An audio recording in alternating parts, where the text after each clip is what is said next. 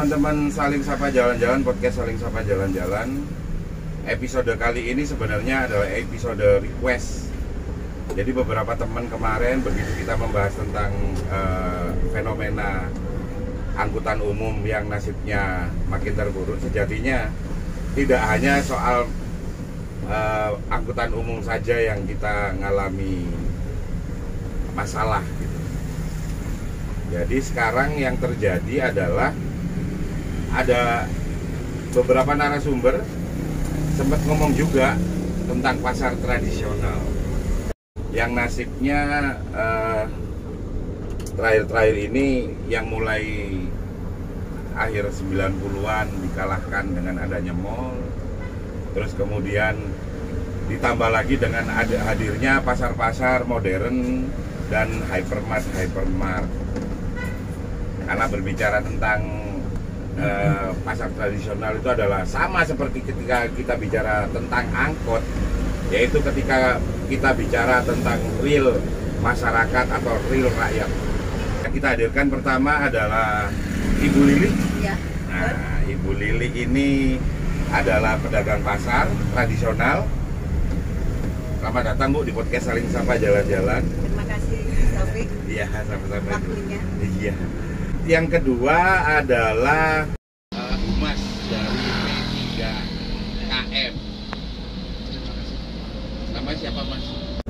Mas Sam. Mas Sebagainya Samidi. kita Sam. Mas Samid. Mas Samidi, tapi kerenan panggil Mas Samid kayaknya ya. Siap. Ya, selamat datang di podcast Saling Sapa Jalan-Jalan Mas Samid.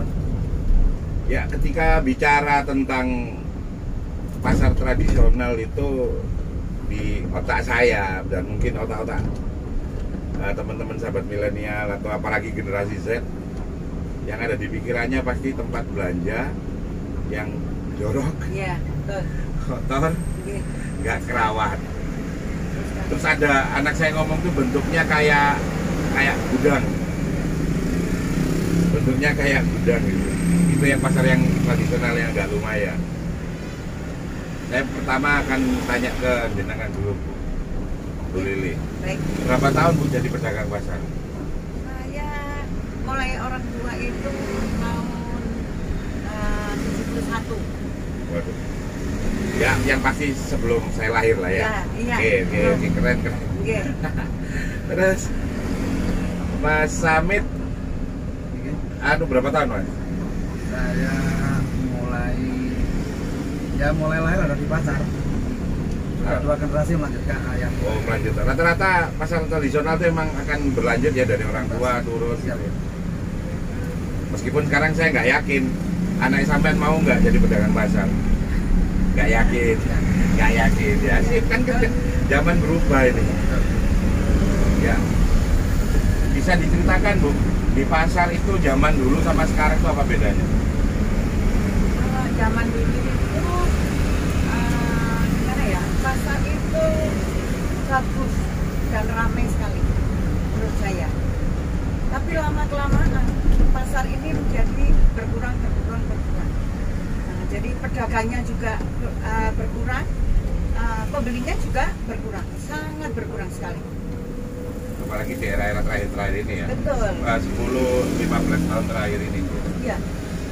Masuk tahun 2000 ya, maksudnya udah mulai mati itu ya. Betul. Ya, jadi kalau bicara tentang ini versi pedagangnya. Itu bisnisnya di bidang apa, Bu? Saya bisnisnya ada, jadi ada sembako. Oh, sembako, Kemudian ya. ada saya punya kain ya, baju jadi. Oh, berarti lengkap ini, ada Iya. sandang, ada pangan ini. Iya, betul. Ya. Mas. Untung nggak kotolan papan pisan loh ini di pasar. Ya. Satu hal yang pasar tradisional itu punya yang nggak dipunyai pasar semodern apapun, yaitu boleh nawar. Betul. Terus Betul interaksi antara penjual dan pembeli itu akrab, Ya, kayak betul. saudara. Betul. Dan itu tidak didapatkan di pasar modern. Sisi positifnya seperti itu. Ya, itu hal yang tidak dimiliki dan itu termasuk kearifan lokal yang sebenarnya hanya ada di budaya, kultur budaya kita dalam melaksanakan interaksi ekonomi. Sekarang saya geser ke Mas Samit ya. Iya.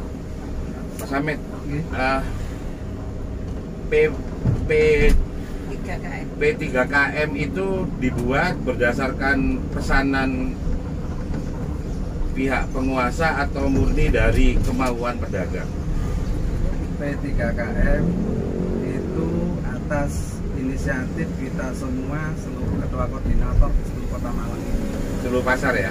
Betul sekali. Embrionya sudah ada 3 tahun yang lalu. Ya. Meskipun kita dilantik kemarin di tanggal 30 Mei. Alhamdulillah kontribusi kita selama 3-4 bulan yang lalu ini sudah banyak sekali sinergi di lapangan di pasar-pasar, bahkan kita ada kerja bakti bareng di pasar. Kita buktikan PPKM itu hadir di tengah-tengah pedagang pasar tradisional Kota Malang ini. Apalagi di kondisi sekarang yang fasilitas di hampir semua pasar itu ala kadarnya, dalam artian tidak terurus atau kurang terurus. Bahkan kalau bisa bilang pasar besar, ikonnya Malang ini, bahkan hidup segan, mati tak mau. Betul itu. Ya. Ya, ini Mas Hamid melanjut ke tentang inisiatif dari warga pasar sendiri, pelaku di pasar tradisional sendiri untuk berkomunitas atau berpaguyuban, istilah Jawanya. Targetnya apa? Targetnya itu perekonomian di pasar tradisional ini meningkat, otomatis akan ada kesejahteraan pedagang kita. Karena masalah di pasar tradisional ini sangat kompleks sekali dan puluhan tahun saya pikir masih banyak problem. Ya, ketika ada kompleks dan problem, ya berarti karena ada pembiaran. Betul. Dan ketidakpedulian dari pemerintah. Kalau sampean ada masalah diperhatikan ya nggak kompleks. Simple kayak gitu aja sih sebenarnya kalau buat saya. Sejauh ini pemerintah perannya ke komunitas sampean seperti apa?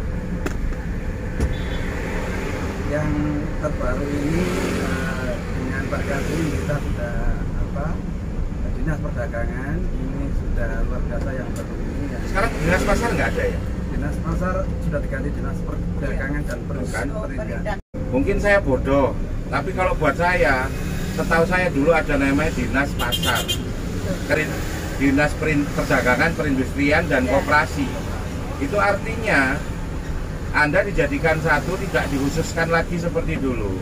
Jadi masuk dalam concern atau termasuk ke dalam konsentrasi dari pelayanan publik, dan itu masalah juga buat Anda. Tapi ya mau gimana? Kita orang kecil, kita masyarakat ya cuma bisa bersuara. Saya nggak melihat manas-manasi, tapi setahu saya seperti itu. Nah, sekarang saya balik curhat-curhatan. Nah, ini mungkin masalah masih kompleks, biar mikir dulu. Yang pasti selama ini sudah ada komunikasi ya sama dinas ya. Sudah ada komunikasi. Oh, sudah ada komunikasi. Kita sekarang mau ngajak memorisan aja, ngajak cerita masa lalu. History. Gitu. Ya, historinya. Pasar tradisional itu buat jenengan, kenapa kok tidak berinovasi aja? Anda kan punya beberapa kios, saya pikir Anda juga bisa dibilang kelas menengah lah. Iya Bu Lili ya. Iya. Kenapa jenengan kok nggak mengupgrade? Kenapa nggak buka di mall gitu? Kenapa nggak upgrade gitu? Ini menurut saya sih sebetulnya seperti itu. Harus ada kemajuan untuk saya. Akan tetapi ya mungkin ini belum ada yang saya ajak sharing-sharing. Ya kalau sudah ada yang ajak sharing, ya tentunya di situ ada peluang besar untuk saya. Seperti itu. Ya, saya mau nanya ini. Pasti ada sesuatu yang sampai sekarang jenengan itu nggak berpikir untuk jualan di mall aja atau di pasar modern mungkin? Kenapa gitu? Pikiran saya ya sebetulnya kepingin ke sana sebetulnya. Sebetulnya. Ya, tapi saya harus berhitung juga. Ya. Berhitung antara laba dan rugi. Nah, kalau di mall itu menurut saya mungkin pikiran saya belum sejauh modern seperti milenial sekarang ini. Jadi pikiran saya itu masih kadang-kadang kalau di mall itu tentunya dengan biaya yang besar. Itu tuh masuk akal. Ya, karena di mall itu pasti besar karena mereka pakai AC, mereka ada security, ada ya macam-macam memang. Ya harus beli, mungkin harus kontrak kan seperti itu. Jadi mungkin juga dan akhirnya nggak bisa jualan produk murah ya. Agak susah. Iya. Ya sekarang gini. Curhatnya ibu-ibu ini dalam ya. Kalau sekarang kalau di pasar itu hampir dagangan saya itu kadang-kadang ada yang seperti di mall. Tapi harganya kalau di mall itu misalnya yang paling rendah itu 150.000, saya bisa jual 60.000. Coba Mas kayak gimana? Betul loh. Jadi sebenarnya secara persaingan orang pasar tradisional itu nggak kalah sama mall. Betul. Bahkan saya beberapa kali lihat teman-teman yang jualan di mall itu ngambilnya di pasar tradisional. Betul. Cuman kenapa orang pasar tradisional itu semakin lama makin kalah? Karena tidak dipromosikan secara bagus. Betul. Tidak disupport tempatnya secara memadai. Betul. Karena dianggap memelihara sebuah mall dengan memelihara sebuah pasar tradisional, asumsinya pemerintah itu jauh lebih menguntungkan hidupi mall. Betul sekali Mas. Kalau niatnya pemerintah dagang sama sampean, Bu. Iya. Tapi ini kan nggak ngomong dagang, Bu. Ono negara dagang ambek rakyat. Utak apa itu? Kan gitulah. Jadi ini yang saya harapkan para pengambil kebijakan. Ini nggak hanya di Malang, nggak di Malang. Ini di seluruh Indonesia. Sejatinya negara itu sudah mulai materialistis terhadap rakyatnya. Negara sudah mulai ngajak bisnis dengan rakyatnya. Mestinya di mana ada rakyat yang dikalahkan, di situ negara hadir untuk memenangkannya. Ada rakyat yang ditindas, di sana pemerintah atau negara hadir untuk bagaimana membuat kesetaraan. Tidak ada lagi penindasan. Ya, balik ke Mas Hamid. Kalau kembali ke beliau ditanyain curhatnya kan tenteng.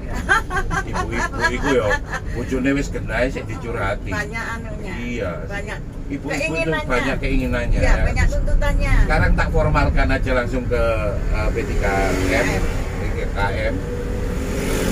Mas Hamid, yang jenengan butuh dari negara itu seperti apa sih? Idealnya menurut pemikirannya teman-teman dari komunitas paguyuban ini? Menurut saya sebagai humas sudah 2-3 tahun ini keliling di seluruh pasar tradisional. Sampean keliling kayak wali kota aja ya? Iya. Waktu sampean itu sebenarnya wali kota bayangan, Mas. Wali kota pasar. Jadi selama 2 tahun, 3 tahun ini saya keliling pasar tradisional. Di hampir semua pasar tradisional kita itu sepi sekali. Sepi Mas ya? Sepi sekali. Termasuk yang deket-deket mall itu? Kayak mayoritas. Kayak pasar Dinoyo, jadi di kawan-kawan di sini ada kayak pasar Dinoyo itu yang langsung dijejerkan sama mall. Yang mati siapa? Pasar tradisional ini. Meskipun jejer ya? Iya. Loh itu loh. Nah ini loh.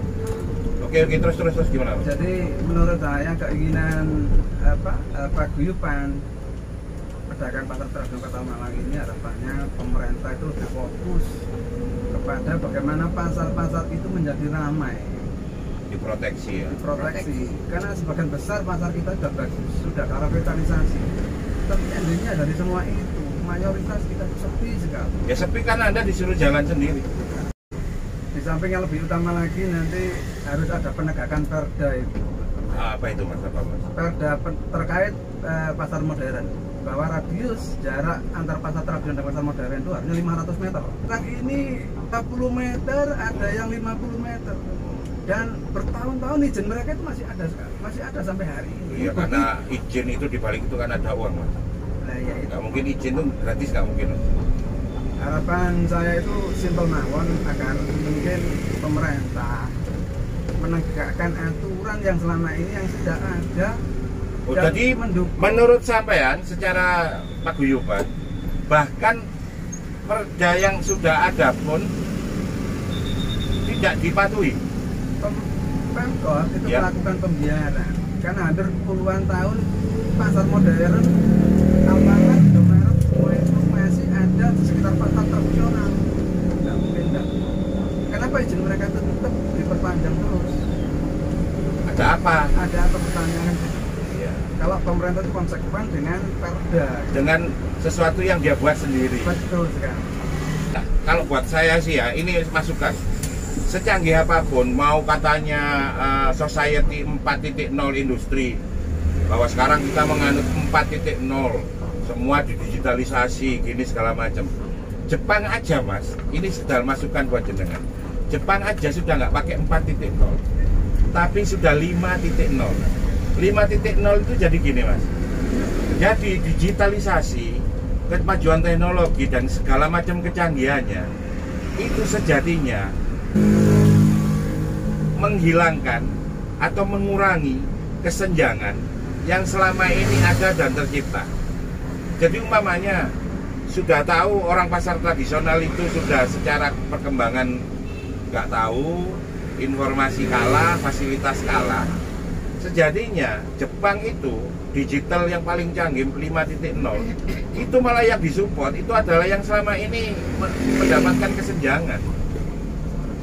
Iya, justru malah sebenarnya concernnya negara itu ya sama yang dikalahkan, sama yang selama ini ada kesenjangan ya, yang senjang ini diangkat.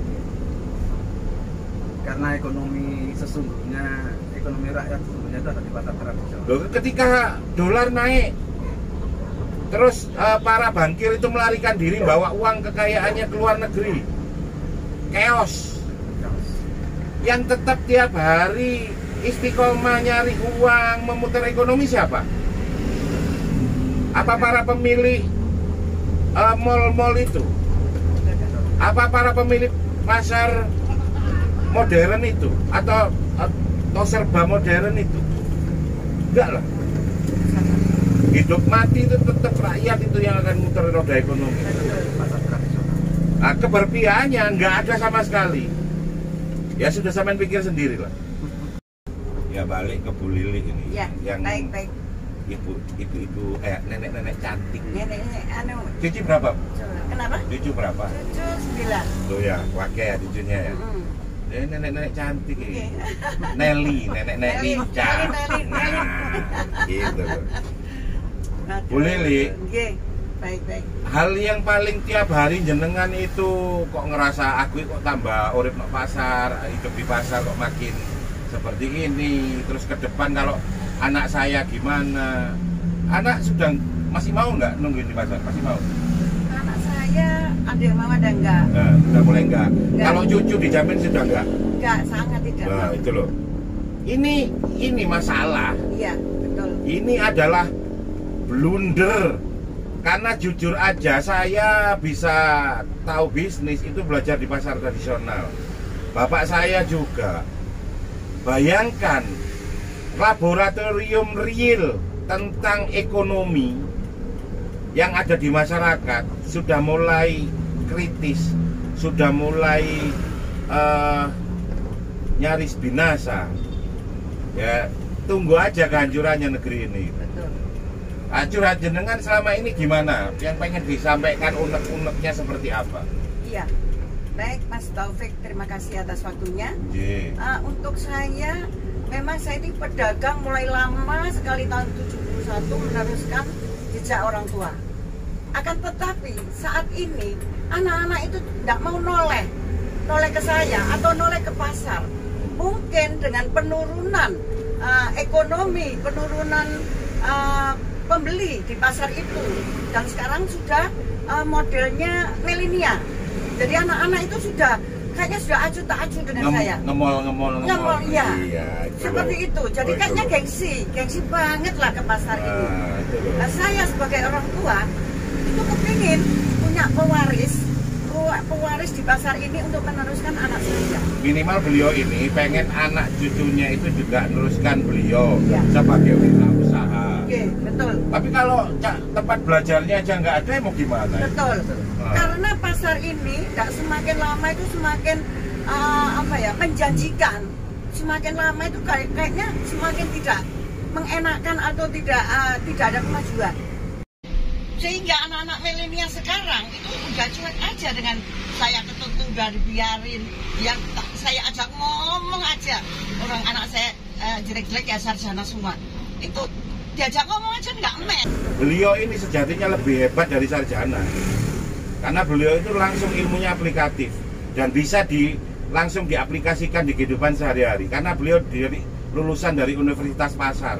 Ya. Universitas Pasar itu jauh lebih baik dari universitas Yang manapun. Betul. Karena mereka langsung belajar, langsung melakukan, Praktek. belajar langsung praktek. Betul. Ya, Ya. itu yang mungkin kita kecolongan sebagai bangsa pedagang. Betul. Kita lupa bahwa dulu yang pertama mengadakan perlawanan terhadap kolonialisme itu sejatinya adalah pedagang. Betul. Pedagang batik. Hos Cokro Aminoto itu orang pedagang pasar. Betul. Pedagang batik, pedagang sembako. Betul. Itu adalah yang pertama kali membuat pergerakan untuk melawan ketidakadilan kolonialisme. Mungkin itu informasi yang mungkin kita tidak tahu, bahwa pasar tradisional beserta para pelakunya itu adalah soko guru ekonomi. Betul. Kedua, mereka adalah soko guru dari perlawanan ketidakadilan. Jadi ketika pasar tradisional itu dibiarkan dan sekarat, tinggal tunggu saja negara ini akan hancur. Betul. Setuju itu Pak, Mas Taufik. Ya, buat Anda berdua, Bu Lili, Mas Hamid. Jadi ini sudah sesi terakhir. Harapan jenengan atau inspirasi jenengan tentang pasar tradisional itu apa? Monggo ya, atau dulu Bu Lili dulu, monggo. Terima kasih Mas Taufik. Ini masukan yang sangat baik yang selama ini belum pernah saya dengarkan. Motivasi untuk saya pedagang pasar, motivasi untuk Kota Malang dan semuanya. Kota Malang terutama saya himbau, saya harapkan untuk selalu belanja di pasar tradisional. Karena pasar tradisional ini adalah histori semuanya. Jadi anak cucu kita jangan sampai lalai, lupa dengan sejarah. Yes. Karena kalau lupa dengan sejarah, ya kita itu akan musnah nantinya. Kita akan kehilangan diri. Kita kehilangan diri, kehilangan semuanya. Nah, bahkan kita semua ini berharap semua pedagang, semua ini pelayanannya yang lebih bagus. Yes. Marilah kita bangun mulai saat ini. Mumpung ada pembinaan kita dari Mas Taufik ini, alhamdulillah yang saya hargai, semua masukannya baik sekali, sangat bermutu dan sangat luar biasa. Terima kasih kepada Mas Taufik dan kita semuanya. Mas Hamid. Siap.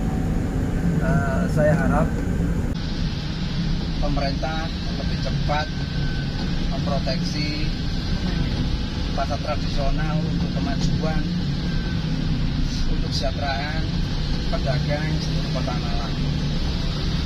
Karena menurut saya problem pasar tradisional itu sangat kompleks sekali, dan harapan saya masalah-masalah yang bersifat umum saya minta harap segera kita benahi, terutama masalah birokrasi di pasar tradisional sekarang ini yang lama sekali masih ada kendala. Yeah. Kedua, problem PKL yang hampir menguasai seluruh pasar tradisional Kota Malang. Intinya pasar kita di dalam itu sepi sekali. Akhirnya mematikan yang di dalam. Wah, ini tuntutan kita ketiga,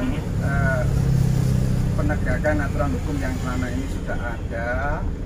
Pertama, masalah Perda pasar modern terkait radius jarak pasar tradisional dan pasar modern harus sesuai dengan Perda.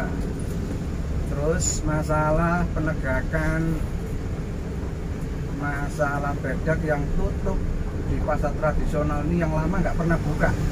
Bahkan saya lihat ini sudah ribuan kios yang tutup, tahunan ini nggak pernah buka. Harapannya segera diambil alih oleh pemerintah. Biar tetap hidup ya pasarnya ya. Betul. Karena dengan diambil alih itu, maka pasar itu nanti harapannya itu tambah rame sekali. Dengan rame itu nanti Ekonomi yang muter terus ya. dua manfaat yang besar nanti yang akan kita terima semua. Dari pedagang itu ada kesejahteraan, dari dinas pun nanti dari pemerintah akan mendapat kontribusi distribusi yang luar biasa. Iya ya, dengan mereka buka ya. Makanya tuntutan P3KM ini sangat simpel sekali, nggak muluk-muluk menurut saya. Oh nggak muluk-muluk zaman Nggak proteksi muluk-muluk itu. sekali. Nggak. Kita ingin penegakan aturan hukum yang selama ini sangat baik dengan ke pedagang pasar tradisional, harapannya diterapkan. Ya. Jadi negara itu jangan hanya baik pada para pemodal, Betul sekali. baiklah pada rakyatnya. Karena pemodal itu kepentingannya bisnis. Begitu you sudah nggak enak, mereka akan lari. Tapi kalau rakyat akan mati bersamamu. Mungkin ditutup dengan kata itu. Podcast Saling Sapa jalan-jalan hari ini, episode kali ini cukup sekian. Wassalamualaikum warahmatullahi wabarakatuh. Waalaikumsalam.